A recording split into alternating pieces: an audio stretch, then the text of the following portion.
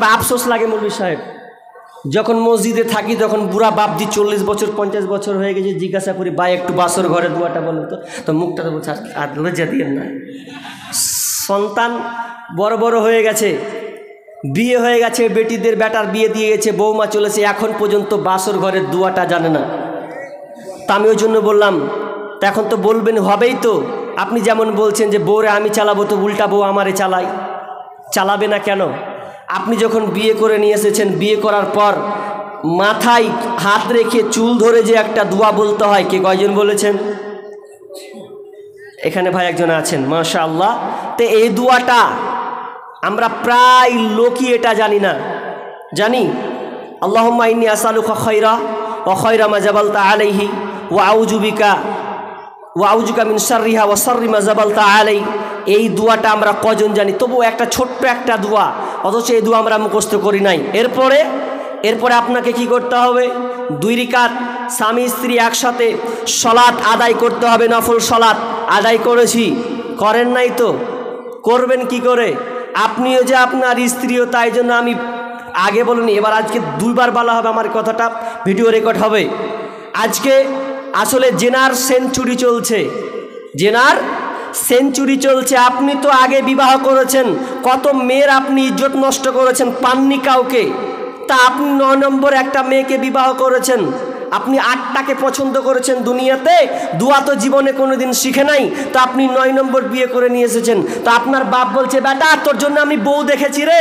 তো বউ দেখেছো, তুমি ঠিক করে নিয়েছো? তুমি এত তাড়াতাড়ি ঠিক করলে আমি 8 বছর ধরে একটাও ঠিক করতে পারি না, ধরে আর ছুটে। তো বেচারি দুয়া বলবে কি, চুলে হাত দিয়ে দুয়া বলবে কি, ঘরে ঢুকেও শুরু করে দিয়েছে, আমি ঠকি নাই রে। স্ত্রী বলছে তুমি কিসে ঠকনি? এখন বাসর ঘর, সুন্দর কথা বলবো, 2টা কথা বলবো, হ্যাঁ আপনার দোয়া হবে, হ্যাঁ মানে তোমার জীবনী আমার জীবনী এক অপরকে আলোচনা করবো, তো তুমি শুরু করে দিলা আমি ঠকি নাই রে, তুমি আমার 9 নম্বর বিবি রে। তখন তো ভেজালে পড়ে গেছে, 9 নম্বর বিবি বলে তো দাঁড়া তোর এবার আমি দেখছি। তখন ও শুরু করে দিয়েছে আমি ঠকি নাই রে, ও তুমি আমার 10 নম্বর স্বামী রে। লে এবার ঠেলা, তো দুজনে ভেজালে পড়ে গেছে যে আমি ঠকলাম, তো তুই ফের আর 10টা পাস করে নিয়ে এসেছিস। বাসর ঘরের দোয়া বলবে কি, অথচ ছোট্ট একটি দোয়া, বিসমিল্লাহি আল্লাহুম্মা জান্নিবনাশ শাইতানা ওয়া জান্নিবিশ শাইতানা মা রাযাকতানা, এই দোয়াটা আপনি করবেন, আপনি নিজেকে শয়তান থেকে বাঁচার চেষ্টা করবেন, এবং পৃথিবীতে যেটা ডেলিভারি হবে ওই সন্তানের জন্য আপনি শয়তানের কুমন্ত্রণা থেকে আপনি আশ্রয় চাইবেন আল্লাহর কাছে। এই দোয়া আপনার নাই, আপনি বাসর ঘর করেছেন, একদিন আপনি দোয়া বলেন নাই, আর ওই সন্তান যদি পৃথিবীতে আসে, ওই সন্তান আপনার কথা শুনবে না। তা আপনি দোয়াটি তো মুখস্থ করেননি, কখন করবেন? তাহলে আপনাকে প্রথম বিবি নির্বাচন করতে হবে, তারপরে আপনার মেন টার্গেট। যারা এখনো বিবাহ করনি, তোমার এখনো সময় আছে, আর যারা বিয়ে করেছেন আল্লাহর কাছে তওবা করেন, নাহলে ঝাঁটা খেতেই থাকেন, কিছু করার নেই। কিন্তু বাকি যারা এখনো বিবাহ করনি, এই 2টা জিনিস মুখস্থ করাই লাগবে। তারপরে কি সবচেয়ে আফসোস লাগে কি জানেন?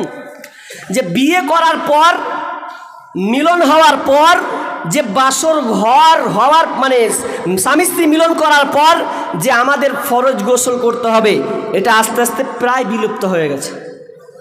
কেন বলে জানেন?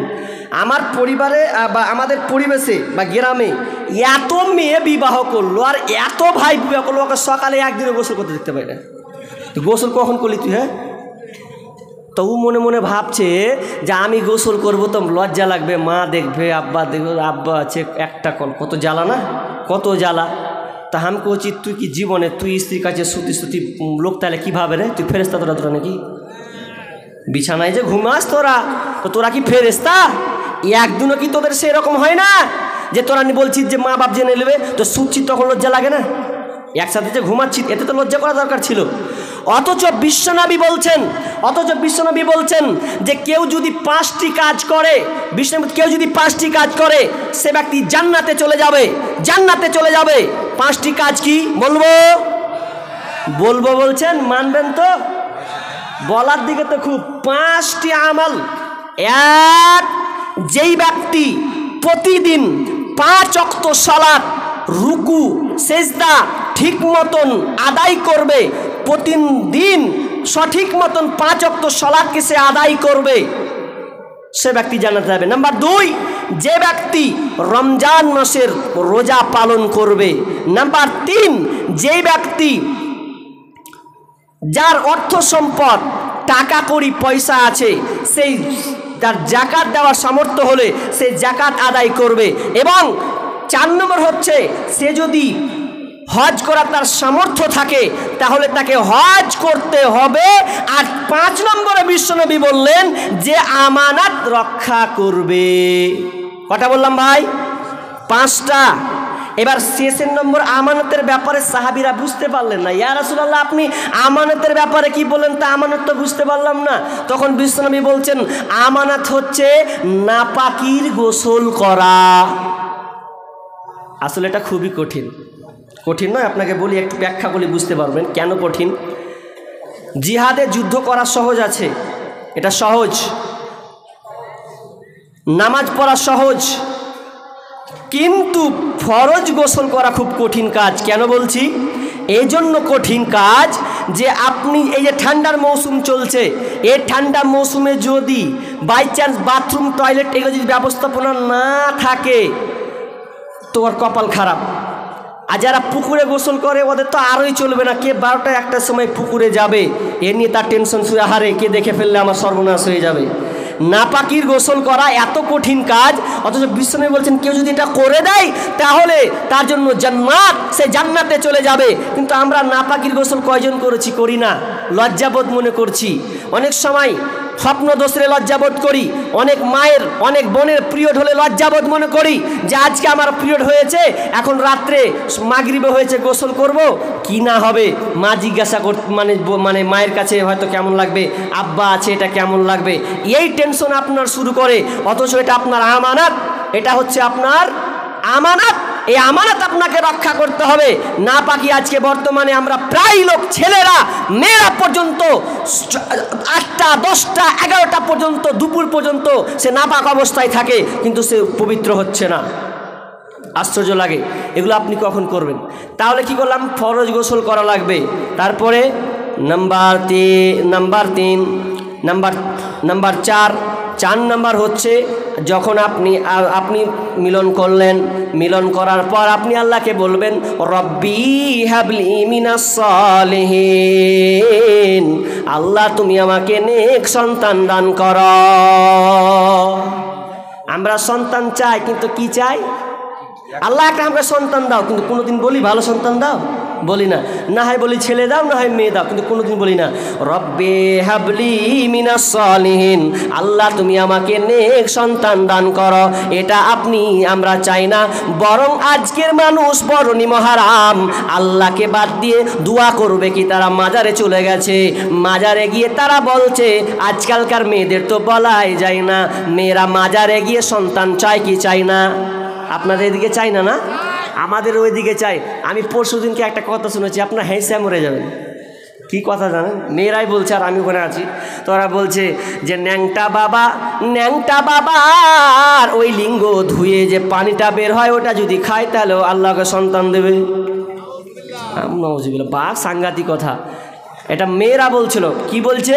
যে ন্যাংটা বাবার লজ্জা স্থান ধুয়ে যদি ওই পানিটা খায়, যার সন্তান হয় না ওর সন্তান হয়ে যাবে।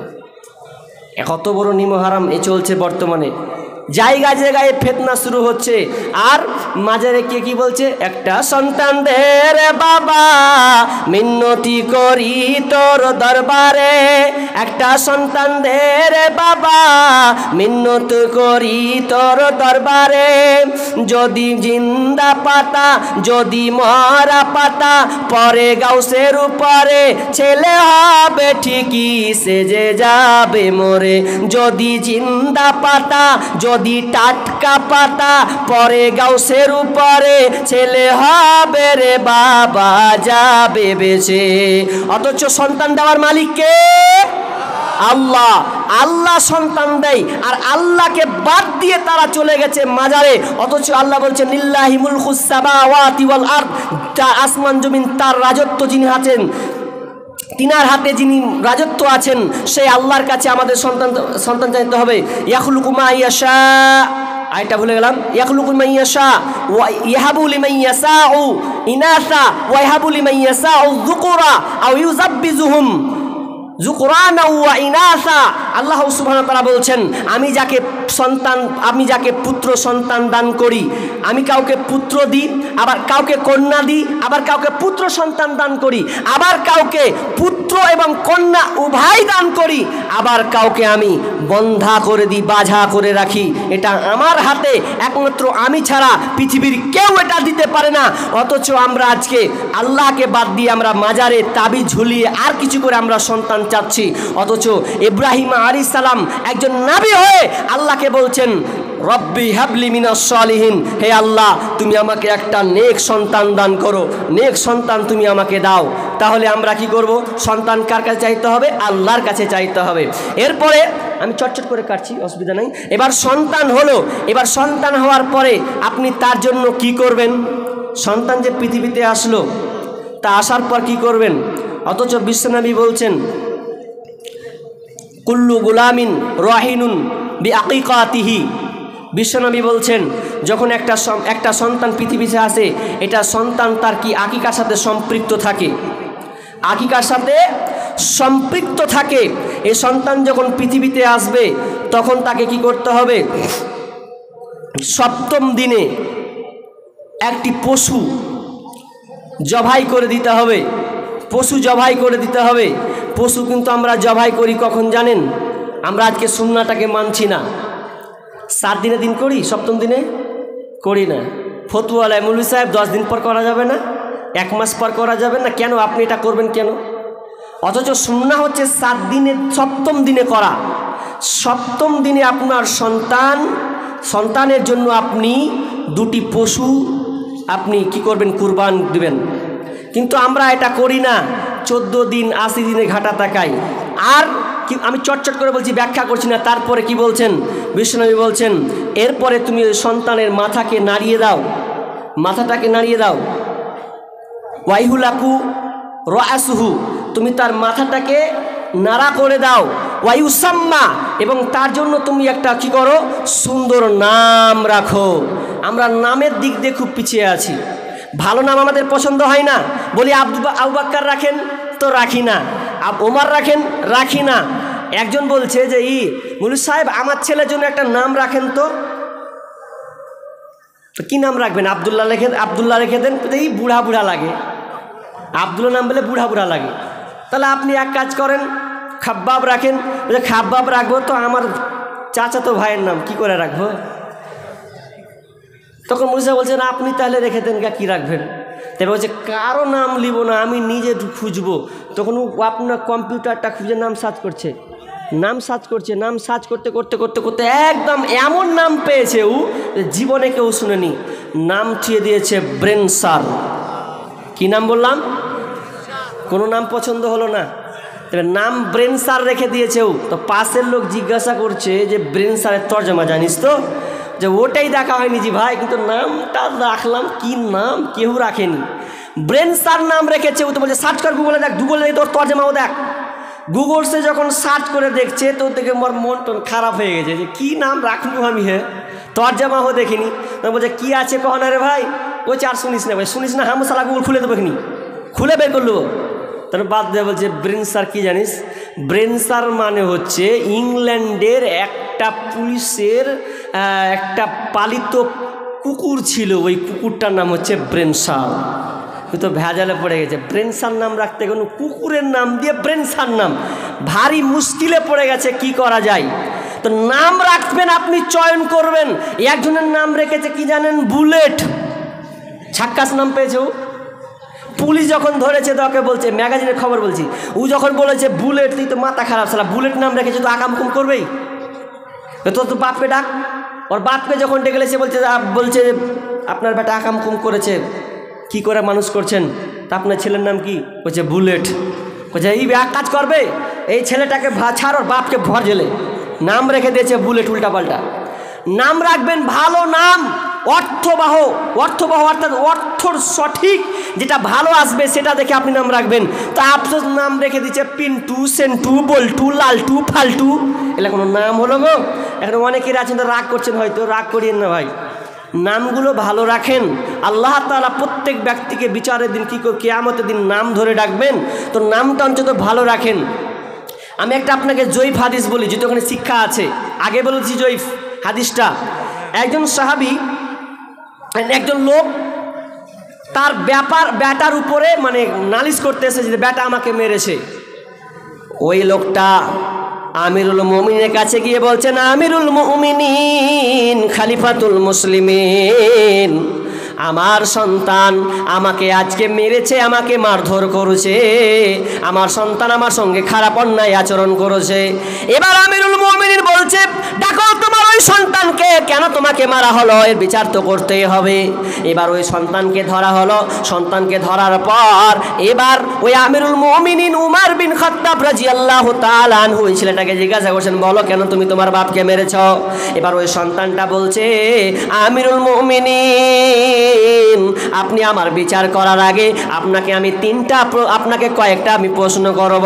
আগে প্রথমে বলেন তো, একজন সন্তান পিতামাতার কাছে কি পায়? এবার তিনি কয়েকটি কারণ তুলে ধরলেন। নাম্বার এক নম্বর বললেন যে তুমি একজন সুন্দর মা পাবে, তুমি সুন্দর একটা মা পাবে। তুমি 2 নম্বরে তোমার সুন্দর নাম হবে। 3 নম্বরে তুমি একজন সুন্দর শিক্ষা পাবে। এবার ওই সন্তানটা বলছে, আমিরুল মুমিনিন, আমার আব্বা মা 3টাই আমাকে দেয় নাই। আপনি বললেন সুন্দর মা পাবো, কিন্তু আমার মা দাসী, ওই দাসীর সঙ্গে এসে আপনার কিনা সম্পর্ক করে আমি পৃথিবীতে এসেছি। তো কি করে বলেন আমি তো সুন্দর মা পাই নাই? তো এই প্রভাবটা আমার মায়ের উপরে আব্বা মায়ের উপরে যে পড়েছে। 2 নম্বরটা শুনেলাম, আমিরুল মুমিনিন, আমার যে সুন্দর নাম হবে, আমার বাপ মা আমার জন্য সুন্দর নাম রাখে নাই, নাম রেখেছে আমার নাম হাফন। কি বললাম? হাফন। আর হাফন মানে হচ্ছে চামাচিকা। চামাচিকা দেখেছেন আপনারা? দেখেননি? সন্ধ্যা হলে একদম ফুসুং করে একদম গোটা বারান্দাকে 12টা বাজিয়ে দেবো, সামনে আমাদের দিকে পারা যায় না। তো এই ছোট্ট চামাচিকা কালো ধরনের দেখতে, তো ফতুং করে খুব উঠবে খুব। তো বলছে, ইয়া রাসূলুল্লাহ, ওই চামাচিকার প্রভাবটা আমার উপরে এসে পড়েছে, আমি বাপ মাকে সেই সুনজরে দেখতে পারছি না। নাম্বার 3, আমার আব্বা এবং মা আমার জন্য যে সুশিক্ষা ব্যবস্থা করবে, এটা আমার জন্য সুশিক্ষা ব্যবস্থা সে করে নাই। আমি যে শিক্ষা পাবো, এই শিক্ষাটা আমার বাপ মা আমাকে দেয় নাই। এবার আমিরুল বলছেন, ওরে বেঈমান, বিচার কি করব? ইচ্ছা করছে তোকে আমি ঘুরিয়ে আবার লাঠি মারি, যেমন যে তোকে যে মেরেছে এটাই ঠিক করেছে, কারণ তুই সন্তানের হক তুই আদায় করিস নাই। তো কি করে তুই সন্তানের কাছ থেকে ভালো কিছু পাস? এটা কখনোই সম্ভব নয়। অতএব সুন্দর নাম রাখবেন। এবার সন্তানটা যখন বড় হয়ে যাবে, বিষ্ণু বলছেন, মুরু আউলাদাকুম বিসসালাহ, যখন সন্তানটা আপনার কিনা বয়স হয়ে আপনার আস্তে আস্তে বড় হবে, 6 বছর 7 বছর হবে, তখন ওই সন্তানকে তুমি কি করো? সলাতের ওয়াহুম আবনাহু সাবঈ সিনিনা, যখন তোমার সন্তানটা 7 বছর হবে, তখন তুমি নামাজে ট্রেনিং দেবে। ওয়াজরিবুহুম আলাইহা, তাকে তুমি প্রহার করবে। ওয়াহুম আবনাহু আসরিন, যদি ওই সন্তানের বয়স যদি 10 বছর হয়ে যায়, যদি নামাজে না যায়, তাকে প্রহার করো, মারতে থাকো। ওয়াফাররিকু বাইনাহুম ফিল মাজাজি, এবং তুমি ওই সন্তানটার কি করো, যখন 10 বছর হয়ে গেছে, ওপরে চলে গেছে, তার বিছানাটাকে তুমি আলাদা করে দেবে। এই হাদিসটা আমরা কয়বার মানি? কে মানি? 7 বছর হলে আমরা সন্তানকে নামাজের কথা বলি না। স্কুল দাঁত ভেঙে দিব, টাকা মাসের মাস লাগছে, কি মনে করছিস তুই? তখন খুব বোরে বাপরে, যদি আর টিউশনে একটা বাদ পড়ে যাই, গালির যে শেষ নাই, দাঁত ভেঙে দেবো, খেতে দেবো না। অথচ সন্তানটা নামাজ পড়ছেন না, 10 বছর হয়ে গেছে, একবারও নামাজের কথা বলছে না। আপনি এই ব্যাখ্যাটা দেখেছেন? হাদিসের ব্যাখ্যাটা আপনি গবেষণা করেছেন? বিষ্ণু বলছেন 7 বছর হলে ট্রেনিং দাও। কয় বছর? 7 বছর। কিন্তু এখানে গ্যাপ কয় বছর বলেছেন? 3 বছর। 3 7 8, তাহলে 7 8 9 10, এখানে 3 বছর। 3 বছর এখানে গেল। যদি একটা সন্তানকে 3 বছর দিয়ে ট্রেনিং দেওয়া যায়, তো ওই সন্তানকে 10 বছর আর বলতে হবে না। কিন্তু বিষ্ণু বলছেন যদি এরপরেও না শুনে তাকে একটু প্রহার করো, তাকে মারো, অজরিবহুম আলাইহা, তাহলে তাকে তুমি প্রহার করো, মারো। দেখো ওই সন্তান ঠিক লাইন ধরে নেবে। আমাদের আফসোস হয়, খুবই আফসোস, সন্তানকে যদি বলি নামাজটা উঠান না গো, ফরজের সময় হয়ে গেছে, তো বলছে ছেলে ঘুমাচ্ছে যে কি উঠাবো, আরামের ঘুম ঘুমবে আমার ছেলে গো, সকালে টিউশনই যাবে। তো এই ব্যাপারে একটা খবর, মানে একটা সুন্দর গল্প পড়ছিলাম, গল্পটা ফের আত্মাহারিতে দেওয়া হয়েছিল। গল্পটা কি, তো বলছে তোমার সন্তানকে তুমি এত ভালোবাসো, এত যত্ন করো, এত লালন পালন করো, তোমার সন্তানটা ঘুমিয়ে আছে, সুন্দর করে বিছানা দিয়ে দিয়েছো, মশারি টাঙিয়ে দিয়েছো, ল্যাপ কাঁথা দিয়ে দিয়েছো, এমন সময় তোমার বাড়িতে বিকট আগুন ধরেছে, চারদিকে আগুন হানা দিয়েছে। এবার বলো তুমি কি বলবে? তোমার কি ওই সন্তানকে বলবে যে ও বেটা তুই শান্তিতে ঘুমা? বলবে বেটা উঠ, বেটা উঠ, উঠ, আগুন লেগেছে বেটা উঠ। তখন ঠিক একবারে চিল্লা ফিল্লা, তখন বেটা খুব মশারি ছেড়ে সুন্দর বিছানা ছেড়ে ধাপ করে উঠবে। এই ব্যাপারে তোমার হুঁশ আছে। অথচ 5 ওয়াক্ত আজান হয়, 5 ওয়াক্ত সলাতের জন্য মুয়াজ্জিন আজান দেয়, আসসালাতু খায়রুম মিনান নাওম। যখন হয়ে যাচ্ছে যে তোমার বিছানার চাইতে নামাজ হচ্ছে সবচাইতে উত্তম, তখন আপনি বলছেন আমার বেটা ঘুমাক, সে সুন্দর থাক, ভালো থাক। কিন্তু দুনিয়ার আগুন যদি জ্বলে, ওই সন্তানকে আপনি বলবেন না সন্তান বেটা ঘুমিয়ে যাও। আফসোস লাগে আমরা সন্তানকে সুশিক্ষা দিতে পারি নাই, 7 বছর হয়ে গেছে, তাকে সুশিক্ষা দিতে পারি না, শিক্ষা দিতে পারি না, আফসোস লাগে। আজকেকার আধুনিক শিক্ষার কথা দুই একটা বললে না হয়, বলতে হয় আপনি আপনার সন্তানকে শিখাচ্ছেন ওয়াজা করে আসছে তেরে আয় আমটি আমি খাবো পেরে, হাসইতে ইঁদুর ছাড়া ভয়ে মরে, দীর্ঘহিতে ঈগল পাখি পাছা ধরে, এরকম শিখাচ্ছেন আপনি। অজাগর আসছে তেরে প্রথম ভয় খিলিয়ে দিচ্ছেন, কার? অজাগরের ভয়। আমটি খাবে কার? বাপের আর খালুর আম পারবে, ওই জিনিসটা আপনি শিখাচ্ছেন। অথচ আপনি আপনার সন্তানকে বলেন না চলো উজু করে নামাজ পড়ি, এই শিক্ষা আপনি আপনার সন্তানকে দিতে পারেননি। আপনি আধুনিক শিক্ষা দিচ্ছেন আর ভালো আশা করছেন যে আমার সন্তান ভালো আশা করবে। একটা লোকের কথা বলবো, শেষে যদি উঠেন তো বলবো না, যদি থাকেন তো বলবো, সেটা খুব ইম্পর্টেন্ট, সেটা হচ্ছে এখন বলছি না। তা আপনার সন্তানকে আপনি দিনই শিক্ষা দিচ্ছেন না, আপনি তাকে শিক্ষা দিচ্ছেন কি? অঙ্ক, সুদের।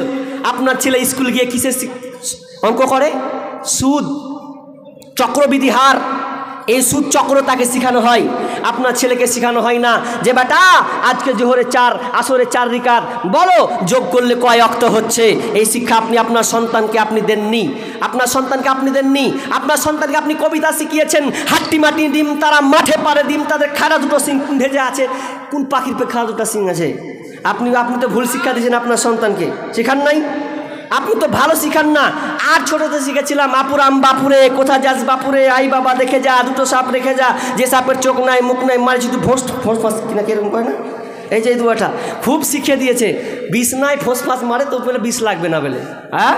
তো এগুলো আপনি আপনার সন্তানকে শিখিয়ে দিয়েছেন। কিন্তু আপনি ওই সূরা ফাতিহার যে কাজী নজরুল ইসলাম শিখাচ্ছে, অনন্ত অসীম প্রেময় তুমি, বিচার দিনের স্বামী, যত গুণগান হে চিরমহান তোমারই অন্তর্যামী, এই কবিতাটা আপনি শিখান নাই।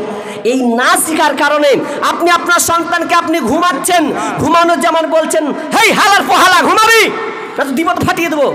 আপনি শিখিয়েছেন দুয়াটা যে বেটা আল্লাহুম্মা বিসমিকা আমুতু ওয়া আহইয়া বলে দুয়াটা বলতে হবে, তো না করে কচ্ছে হালার পো ঘুমা, উঠাবো কচ্ছে হালার পো উঠবি না, উঠ স্কুল যাবি না। দুয়াটাও শিখাচ্ছে না, যে উঠার দুয়া শিখাতে হবে এটা না, পারিয়ে দিলে দু একটা গালি দিয়ে, তো সন্তানটা বড় হয়তো আপনাকেও হালার পো বলবে, কিছু করার নাই। আপনি সন্তানকে আপনি কি শিক্ষা দিচ্ছেন? আপনি দুনিয়াবি শিক্ষা দিচ্ছেন। এই জন্য আফসোস করেছিল আব্দুল আউয়াল নামের একজন প্রফেসর, আফসোস করেছিল প্রফেসর আব্দুল আউয়াল, তার 3 সন্তান। সে বলেছিল আমি সন্তানকে মানুষ করতে পারি নাই। সে বলেছিল আমার সন্তান একটা ইংল্যান্ডে থাকে, একটা আমেরিকা, আর একটা ছোটো যা যেন কোথায় থাকে প্রবাসীতে। তো 3 সন্তানকে দুনিয়াবি টাকা, তার পেনশনের টাকা দিয়ে 26 লাখ টাকা খরচ করেছে। বাপ মায়ের কথা শুনে না, সে বলছে আফসোস, পারলে তুমি দুনিয়াবি শিক্ষা দিও, আমার সন্তানকে আমি অনেক কিছু তৈরি করলাম, মানুষের মতন মানুষ বানাতে পারি নাই। মনে রাখবেন, আপনি সন্তানকে আপনি শিখান। একটা কথা বলবো আপনাদের, আচ্ছা কে ছোটোবেলায় কাদা খেটেছেন? কাদা কাদা কাদা খাপ্পা চুলহা তৈরি করেছেন? করি নাই? অনেকে করেছি, আমিও করেছি ছোটোতে। তো ঘাপ্পা চুখা যখন আপনাকে না কাদা হাঁড়ি তৈরি করে তো ভেঙে দিলেন, আবার একটা টেলি তৈরি করলেন, কিংবা ইট করা যাবে না? করা যাবে। কিন্তু বলেন তো, ওই কাদাটাকে একটা ইট করলাম বা টালি তৈরি করলাম, এবার আমি ওকে পুড়িয়ে দিলাম, পুড়িয়ে দেওয়ার পর আমি ওকে ভালো করে পুড়িয়ে সুন্দরভাবে টেলি করে দেওয়ার পর এবার ওকে ইট করা যাবে? করা যাবে না। তো আপনার সন্তান 12 বছর 14 বছর হয়ে গেছে, 15 বছর হয়ে গেছে, এতদিন পর্যন্ত আপনি শাসন করেনি, আর এখন আপনি শাসন করবেন, উল্টা তো আপনাকে শাসন করবে। আপনাকে তো করবে করবে করবে, পরের বেটিকে তো করছেই, ওকে উল্টা শাসন করছে। আপনাকেও করবে, পরের বেটিটাকেও চালাবেও, কিছু করার নেই। তাহলে আপনি সুশিক্ষা দেননি বিধায় আজকে আমাদের এই সংসার, আমাদের এই সমাজ আজকে রসাতলে চলে গেছে। আমি আলোচনা আরও লম্বা করছি না, যেহেতু বক্তা একজন আছেন, ইনশাআল্লাহ একটু ধৈর্য করে বসবেন। তো হাদিস এখনও বাকি আছে, কয়েকটা বলি নাই। তো এখানে বেনামিতে 100 বস্তা সিমেন্ট নাকি ভাই? 100 বস্তা সিমেন্ট বেনামিতে, এটা কত? 100 বস্তা 1,500 টাকা। আর ও একজনই, এটা একজনেই দিয়েছেন 100 বস্তা সিমেন্ট আর 1,500 টাকা। লিল্লাহি তাকবীর, আল্লাহুম্মা সাল্লি আলাই, আল্লাহুম্মা বারিক আলাই। আরেকজন বেনামিতে দিয়েছেন 500 টাকা, আর বেনামিতে মৃত্যু পিতার নামে দিয়েছেন 1000 টাকা। আল্লাহুম্মা সাল্লি আলাই, আল্লাহুম্মা বারিক আলাই। এটা জলসাটা কিসের? জলসাটা কিসের? মাদ্রাসা না? মাদ্রাসার ভাই উঠবেন না? চাচা দানের কথা লেগে উঠে গেলেন, চাচা বসবেন, উঠিয়েন না, বসেন বসেন, দিয়েন না, আপনি টাকা দিয়েন না। একটা জিনিস কথা হচ্ছে, দেখেন, দানের কথা বলতে গেলে মানুষের একটা নেচার খারাপ, যে দান বলবে পালাবো। তা আপনারা তো আগে থেকে জানেন যে এটা মাদ্রাসার উন্নতিকল্পে জালসা আদায় হবে। তা আমি এতক্ষণ তো আপনাকে কোরআন হাদিসই শুনাই নাই। তা আপনি আর 10 মিনিট 15 মিনিট থাকতে পারবেন না? সাহাবীদের বৈশিষ্ট্য কী ছিল জানেন? যখন আদায় করা হতো, কেউ কোথাও পালিয়ে গেছে এরকম দেখেছেন আপনি নজির? বরঞ্চ সাহাবীরা দোয়া করতেন, ইয়া আল্লাহ, আমার সামর্থ্য নাই, ওই ভাইয়ের সামর্থ্য আছে, আল্লাহ তুমি তাকে দেওয়ার তৌফিক দান করো, এইরকম দোয়া করেছেন। তা আপনি ওই রকমই দোয়া করেন। আপনি যদি দিতে না পারেন, আপনি দোয়া করেন, তবে উঠে যাবেন না। আর আপনার কাছ থেকে তো আমি জোর করে নিব না রে ভাই। লিবে কারা জানেন? আমাকে আফসোস লাগে, পৃথিবীতে যত ধর্মগ্রন্থ আছে, ভালো করে শুনবেন, কোনো ধর্মে আপনি দেখেছেন যে এভাবে কালেকশন করা হয়? কোরআনের দাম চান। আমি দানের দিকেই আছি, আপনি চুপ করেন, চুপ করেন। কি বলছিলাম? সারা পৃথিবীতে যত ধর্ম আছে আপনি বলতে পারবেন যেভাবে আদায় করা হয়? হিন্দু ধর্মে দেখেছেন যে ওদের অনুষ্ঠান হতে গেলে আয় দে 10 টাকা 5 টাকা 20 টাকা দেয়? ওরকম নাই। ওরা আপনার মতন অত খেপা লয়। ওরা নিজের ধর্মকে প্রতিষ্ঠা করার জন্য তারা গোপনে এত টাকা দান করে, তা আপনি ভাবতে পারবেন না। না হলে ওরা এত উন্নত মানের হয় কি করে?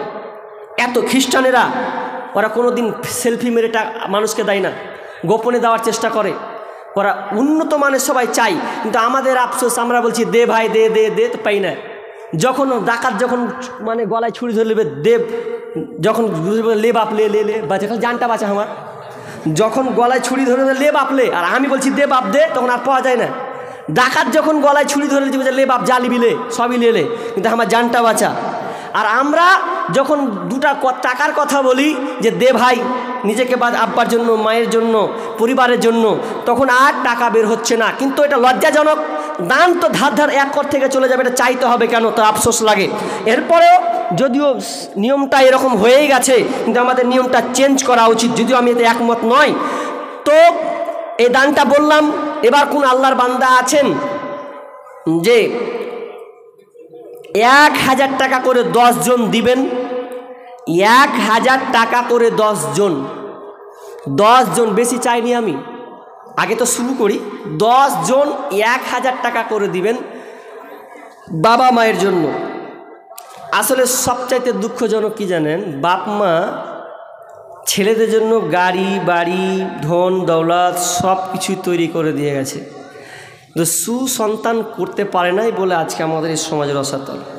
ওই জন্য আমি একটা ছোট্ট করে কবিতাটা বলেছিলাম যে মরার আগে যাওয়ার আগে যদি বাঁচতে চাও, ছেলে মেয়ে সন্তানেরই ইমানদার বানাও, ইমানদার বানাও। মরার আগে যাওয়ার আগে যদি বাঁচতে চাও ছেলে মেয়ে সন্তানেরই ইমানদার বানাও ইমানদার বানাও আল্লাহর আদেশ নিষেধ মতো জীবন চালাও অবিরত আল্লাহর আদেশ নিষেধ মতো জীবন চালাও অবিরত ছেলে মেয়ে সন্তানেরই সুশিক্ষা দাও সময় থাকতে সেই সে নেকি কামাই করে নাও কামাই করে নাও মরার আগে যাবার আগে যদি বাঁচতে চাও ছেলে মেয়ে সন্তানেরই ইমানদার বানাও ইমানদার বানাও। কয়টা পড়েছি? কয়জনকে ইমানদার বানিয়েছেন আপনি? আপনি সন্তানকে গাড়ি দিয়েছেন, বুলেট দিয়েছেন, বাড়ি দিয়েছেন, 10 তলা বিল্ডিং করে দিয়েছেন, মরে গেছেন তো মরে যখন গেছেন ওই সন্তান আপনার জন্য আর দোয়া করবে না, ওই সন্তান দোয়া করবে না। কারণ মানুষ যখন মরে যায়, কি ভাই কতটি জি ভাই 1000 টাকা না? মাশাআল্লাহ, আল্লাহুম্মা সাল্লি আলা মুহাম্মাদ। একজন ভাই 1000 টাকা, একজন হলো, আর 9 জন, 9 জন। মালের ব্যাপারেই বলছি, আপনার মাল নিয়ে অহংকার তো। এই মালের ব্যাপারে আপনাকে কয়েকটা তথ্য, আজকে 2টা তথ্য জানালে, একটাও তথ্য আপনি বাড়ি নিয়ে যান। কোরআন থেকে একটা দেবো, একটা হাদিস থেকে তথ্য দেবো, নিয়ে যান বাড়ি থেকে। এখান থেকে নিয়ে বাড়ি যান, ভাববেন যদি সময় থাকে মাদ্রাসাকে আবার এসে রিটার্ন দিয়ে যাবেন যে মাদ্রাসার দরকার আছে। আজকে বর্তমানে মাদ্রাসাগুলোকে উড়িয়ে দেওয়া হচ্ছে, চক্রান্ত চলছে আজকে ভারত সরকার জুড়ে। আপনি ভারতবর্ষে বাস করছেন, এরপরে আপনি বোঝার চেষ্টা করছেন না। যদি অ্যাটাক হয় মাদ্রাসার উপরেই, কেন? কারণ মাদ্রাসাতে ভালো ভালো সুসন্তান তাদেরকে ইসলামী শিক্ষা দেওয়া হয় যাতে শান্তি বার্তা বয়ে নিয়ে আসে। সরকার কিন্তু এটা চাই না, টাকা তো দেয় না, তাই না, রহম তো করে না, বরং অ্যাটাক আক্রমণ চালাচ্ছে। আপনি মুর্শিদাবাদের লোক হয়ে, আপনি আপনার কিনা এই বহরমপুরবাসীর মানে নাগরিক হয়ে, এখানকার মানুষ হয়ে আপনি বলছেন যে আমরা মুসলমান সংখ্যায় বেশি, তো কোন সালা মারবে রে, এরকম মনে করছেন। কিন্তু বাকিগুলোর দিকে আপনি তাকান। আসাম গেলাম, আসাম যাওয়ার পর আমি জিজ্ঞাসা করলাম, ভাই আপনাদের এই বসবাড়ি বাড়িগুলো এরকম কেন? তো বলছে আমরা এখন নিরাপত্তা পাই না ভালোভাবে। আমি বলছি এত টিনের বাড়ি আর এত টালির বাড়ি কেন, এত চাটাইয়ের বাড়ি কেন? তা আমি ভাবলাম যে এটা ওদের শখ। আসলে শখ নয়, ঠেলাই পড়ে চাটাইয়ের বাড়ি করেছে তারা।